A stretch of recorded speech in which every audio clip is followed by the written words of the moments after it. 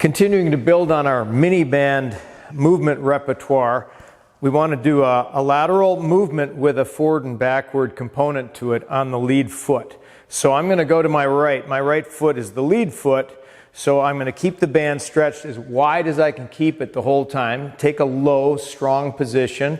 Step laterally forward and follow. Laterally backward and follow. The follow is minimal. The forward and backward is pretty much, and the lateral is designed to keep the band as taut as you can keep it. Now with the band around the forefoot of each shoe, I want to do a high knee lift, and with the opposite hand, this time I want to reach across and high. I want to try to tension the chain by keeping the band taut and wide, lifting high, rotating, and reaching high. I'm going to skip now laterally 3 skips. This is a nice rhythmic thing. I want to keep the band wide. I want to lift the knee up high in the direction I'm going, and then I'll change. So I'm going to do this. I'm going to go 1, 2, 3, 1, 2, 3, 1, 2, 3. 3 count rhythm. If you go to the right first, your right foot is your rhythm foot. I have the band around my left ankle and my right toe. I want to get down into a deep, strong position here and hold that. And then the movement here is to balance and extend and lift. So extend and then lift at the end, and you'll feel that.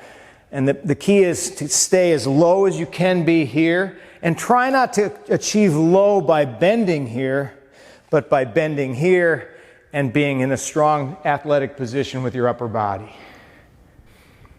Here's one we've done where we cross the foot over with the band around the toes, and the only thing we'll add to it now as we're getting more accustomed to balancing is we're going to add the lift here and the opposed side high reach.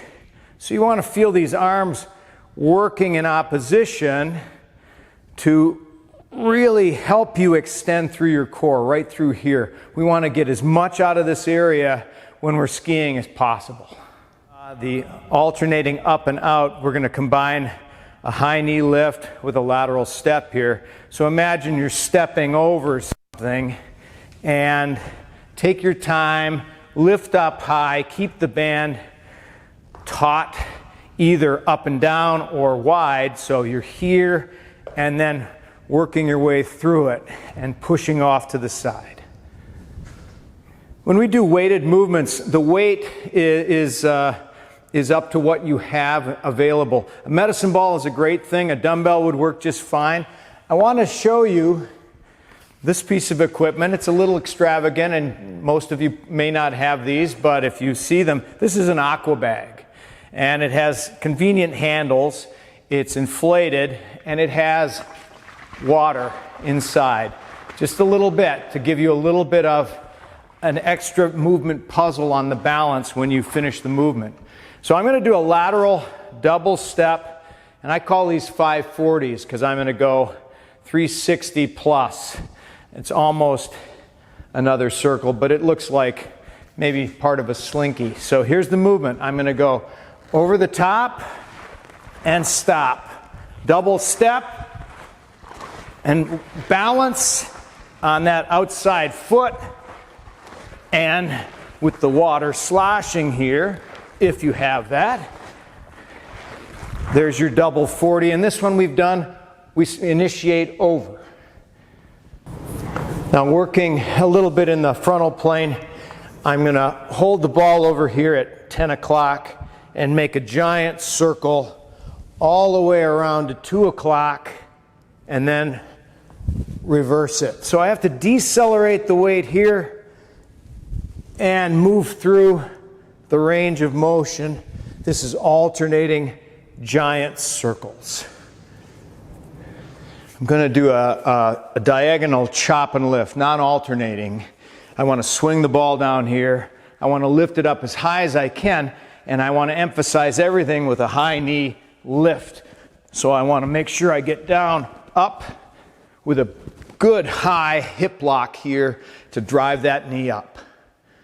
These are figure eights, but we tip them, we call them lazy eights, and we do them two directions. One, the ball is descending across the front and ascending up the side. This is a descending lazy eight. You want to turn your head with your hands, and you want to obviously let your back heel rotate through the movement. And after I've done a certain half number of the reps, now I'm going to lift. These are ascending lazy eights. So you're really driving this with your hips and working to lift the ball as it goes across your chest. And using the Aqua Bag again, this is the double step 540 swing, but instead of going over the top, we're going to start underneath. So the movement now is swing, step, and stop. Swing, step, and stop. That's your double 540 initiated under. This is a straightforward, literally, sagittal plane, 2 dumbbell movement. I want to do a nice deep squat, touch the dumbbells to the floor, stand, curl them to the shoulders, and then press overhead. So, touch, curl, press. Touch, curl, press. You can let your heels assist by coming off. So really press forward like you're finishing a ski push. I have straps and handles here. These are anchored above, but they could be anchored on the wall as well. I'm just going to do a simple row up. So I'm going to lean back into this position, and if I want to make this movement harder, I'm going to get lower, because that means I'm working against a greater percentage of full gravity.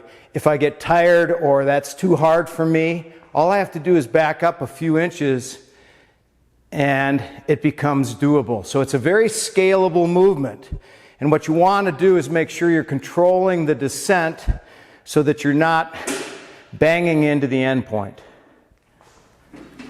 On the ground now, I'm going to do a movement called prone turtle. Turtles would love to be able to do this. The wider your hands are and the farther they are from your feet, and the wider your feet are, the harder this movement gets. So if you're practicing, bring your hands in close, bring your feet close to you, and then the movement is just to twist and balance and hold. So when you do that, long and wide and low, with your hips low, it looks like that, and then that. Take your time, bring your foot underneath you, and bring it back. Prone turtles. With 2 dumbbells, and I would encourage you to start very light with this. Take a big split stance. This is our split squat stance, and this is the movement we're going to do, and all we're going to add to it is a double pull. So swing up, push back, balance, drive, and lift. I'm using web strap and handles here. I've got it anchored well in the doorway up here. You could do this over a tree branch, you could do it over a railing, something to give you something to hold on to. And the movement that I want to do here is rotational. I want to be here, and I want to sort of pull myself up and rotate to touch the attachment point. So twist and reach. I'm going to do a supine movement here for the insides and outsides of the legs and hips. I'm going to be a toes pointed, overlap, scissors kicks, and we count these by 4. So I would go 1, 2, 3, 1, 1, 2, 3, 2, 1, 2, 3, 3. This is overlap scissors kicks. I have the attachment up high here, and I'm facing away. I want to come up on my toes, and I want to stay there. I want to make sure my heels don't hit the ground, but I also want to make sure my nose doesn't hit the ground or my knees don't hit the ground. This is a forward-leaning squat. I call it a sprinter's squat because you want to be in this tall sprinter's posture, and you want to be on your toes. So you use the cables to assist you in that balance. You might need to reach out here to hold your balance and bring them back in as you come up, but you stay on your toes, the heels never touch the ground, and you come up. Forward leaning sprinter's squats. We call this wax on, wax off, but we want to add a whole bunch of trunk rotation into this movement. We're going to do the movement fairly big. So what I want to do is move these big circles and help drive it by shifting my weight from side to side and letting those heels go. We would call this the wax on movement. And then we would simply reverse it. So now we're bringing the dumbbell down and out and then returning over the top. This is a one-arm dumbbell snatch, and it's a powerful movement. And your hands are attached to the dumbbell just like they are attached to the steering wheel when you're driving. They're not making the car go forward, but they're steering, and that's what this is. You want to use your hips and back, and you want to throw that dumbbell and catch it overhead. And you could do this non-alternating, so you could do 2 sets of 6 or something like that, or we can alternate. So this is an alternating one-arm dumbbell snatch. Importantly, it's not pull it to here and then push it overhead. You want it to go overhead in one motion. And you might find that this gets easier when you use enough weight that your arms will tell you, don't press it. Use your legs and hips and back to do this movement. Now, if you have the capability of this, and if you think about it, if you've got a set of these with handles, you could throw these over the bracket of a basketball hoop as a good place to anchor them. But what we want to do here is a movement to really integrate the hands and feet together. I'm going to jump up and I'm going to tuck up. I'm going to try to tuck my elbows up, or my knees up to my elbows. So the movement is jump, tuck, jump, tuck, jump, tuck. As quick and as speedy off the floor as you can be. The floor is hot. You want to touch and go right back up. A supine movement. We call this dying bug, alternating dying bug. Palms are flat on the floor because you want to use this palm to help this arm come up and touch that toe. And then the other one. A couple of things to keep in mind. We don't want to bring the heels back to the ground with a clunk. Don't want to hear them at all. So make sure that you're settling that foot softly to the floor. And if you want to really turn this movement up, you could try to do it without putting the heel down at all. But you want to bring your upper body and your lower body into position where you can touch your shoe. For conditioning and to finish a workout really positively with leg stuff as we progress towards the snow, I want to do jump squats. And rather than go from a parallel stance, but you're free to do that, I like to just stagger. And stagger is where your toe and your heel are aligned. And I would alternate those so that you're coming down in a sort of a telemark stance when you land. You want to land as softly and quietly as you can. You want to jump as high as you can with each one. We start with 3 sets of 12 on 1-minute rests, and then we progress. But remember, you don't want to come down and sound like that.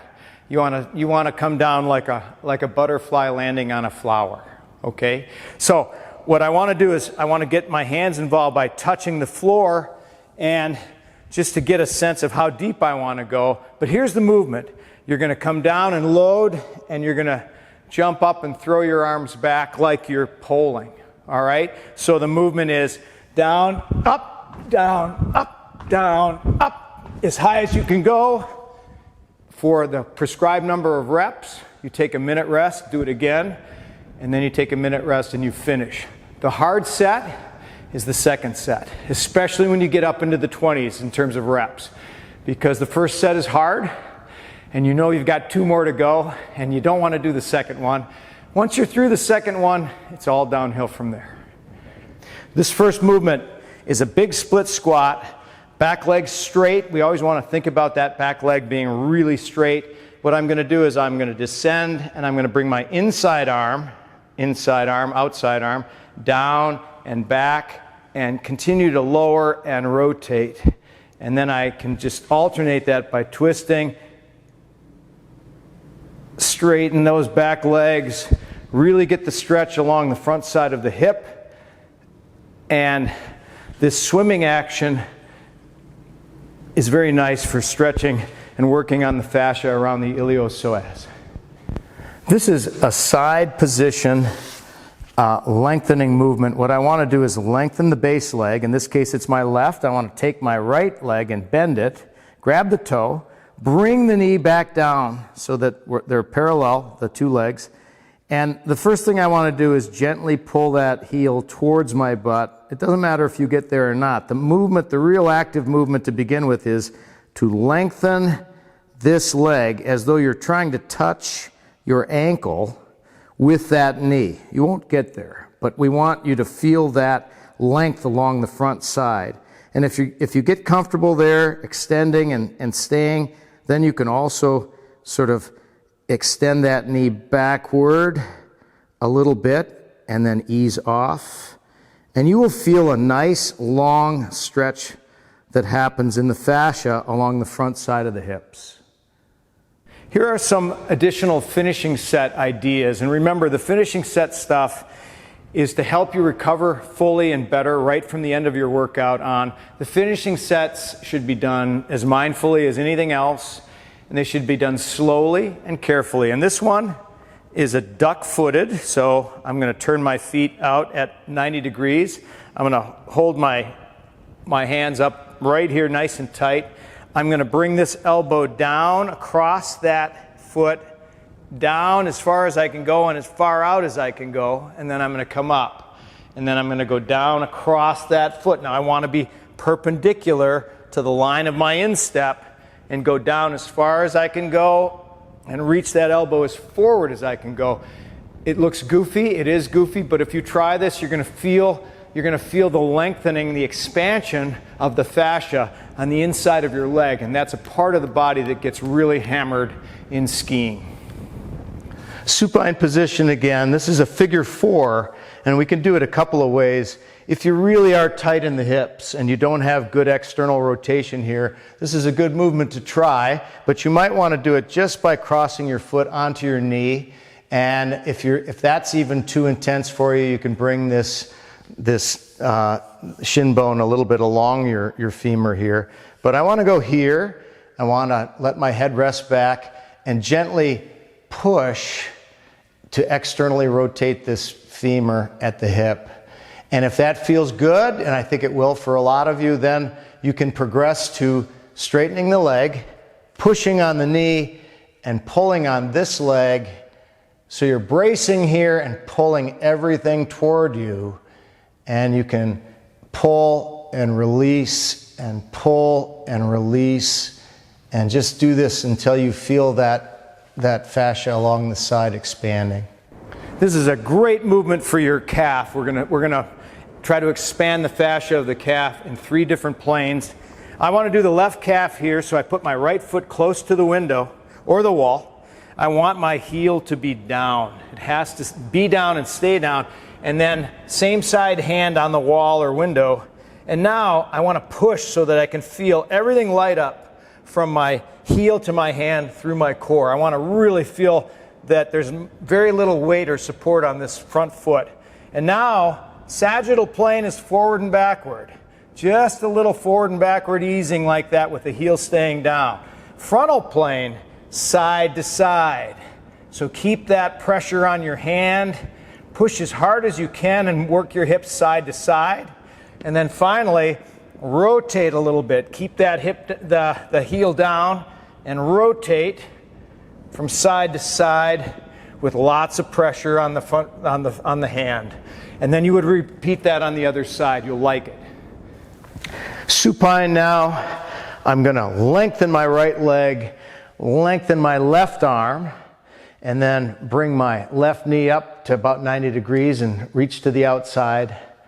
And now gently, carefully, slowly, I'm going to roll on that hip while I reach, while I extend, and bring that knee as comfortably and as closely to the floor as I can. And I might want to stay there for a second and re-emphasize the extension of this arm and this leg to really feel that stretch. And then I'll come back to the center, change sides, and repeat the movement the other way. Now, standing next to a wall with your front foot on the inside, big wide stance, back leg as straight as you can make it. What I want to do is I want to ease myself down into this split squat, and as I go, I want to use the wall to help drive and support the depth and the length along here and the rotation. So I want to turn my head to look at the hand behind me. Supine now. I'm going to lengthen my right leg, lengthen my left arm, and then bring my left knee up to about 90 degrees and reach to the outside. And now gently, carefully, slowly, I'm going to roll on that hip while I reach, while I extend, and bring that knee as comfortably and as closely to the floor as I can. And I might want to stay there for a second and re-emphasize the extension of this arm and this leg to really feel that stretch. And then I'll come back to the center, change sides, and repeat the movement the other way. Finally, here's a movement that you can do on the ground. You do it using a stick, either standing or supine. But we're going to do it against the wall, and we're going to use the wall. A fairly wide stance here, and I'm going to twist and reach my offside hand up as high as I can, and I can use my bottom hand to help drive that twist. And then I go the other way, down, up, and twist. This is an offside hand up twist.